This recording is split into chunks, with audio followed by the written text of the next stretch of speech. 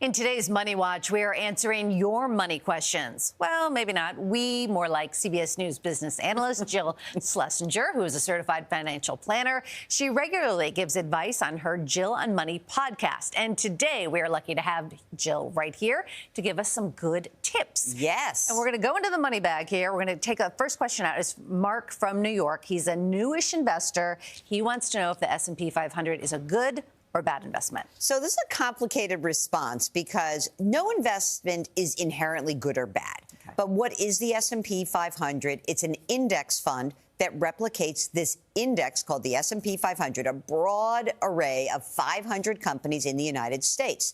The best part of an index fund is how cheap it is. It gives you big, broad exposure. And because it's just a basket of securities, it's never traded. No one's picking out the best or the worst. They're just saying, we're buying all the stocks in this actual mutual fund. I think this is an excellent way to begin your financial journey and your investment journey.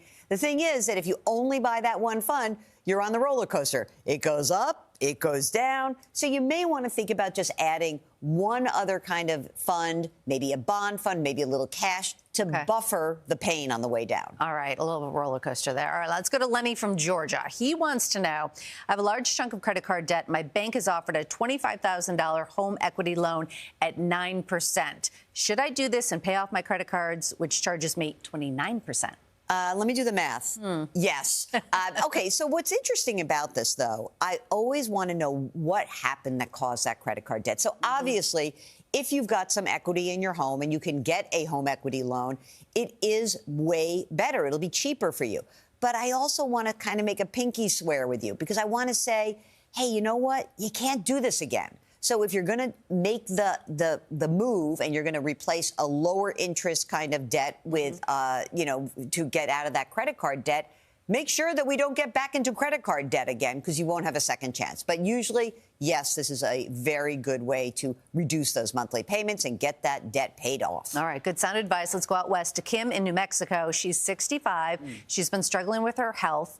She's thinking about claiming Social Security now, but if I wait 2 years, my monthly income would increase by $270. What should I do? Okay, there are really three magic ages when it comes to Social Security. There's age 62. That is the first time you can claim your retirement benefits. There's 67, which is considered your full retirement age for the majority of people. And then there's age 70. Now, the thing is, when you claim earlier than your full retirement age, like we have in this question, it means that you're taking a permanent reduction. So in this case, $270 less every month. That's a lot. Which can be a lot, right? So presuming the one mitigating factor in this is that she says, hey, you know what? I'm not in good health. Now, if you're not in good health and you really need the money and there's no other way to make up that difference, then I'll say go ahead and claim. But for the vast majority of people, waiting till 67 makes sense. And if you can wait till 70, that's a maximum benefit. And don't forget, Social Security is indexed for inflation. So you will get more each year. All right. We're going to go to Texas. And there's a question about insurance from Greg.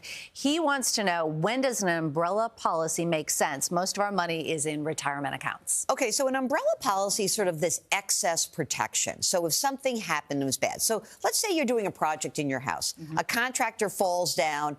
Something bad happens, your homeowner's insurance pays up to a certain amount, but now the contractor says, I'm suing you for more money.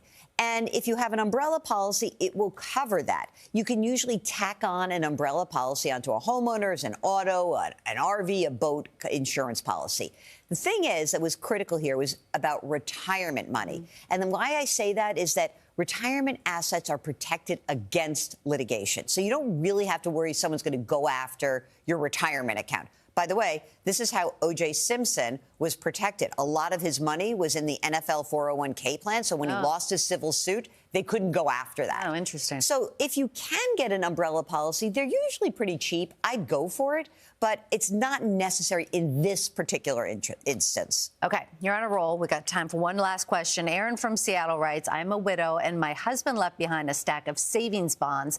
The bank will not cash them out and neither will the credit union. Where can I possibly get this done? Okay, this is a pain in the neck process, but you will get through it. Okay. So you have to go to treasurydirect.gov. That is the federal government's website. You have to open up an account there, and then you're going to link your bank account to that Treasury Direct account. When you make this decision, you have to end up sending in your actual physical bonds. It's really scary. Do it with a way that you can trace the mail system. But you have to know that the only way to do this at this point in time is to go through Treasury Direct. That's your first stop. All right, treasurydirect.gov. Jill, great advice. We appreciate it. Thank you so much. Thank you. If you have a question about your financial life, you can email Jill at askjill@cbs.com. She could answer during an upcoming segment.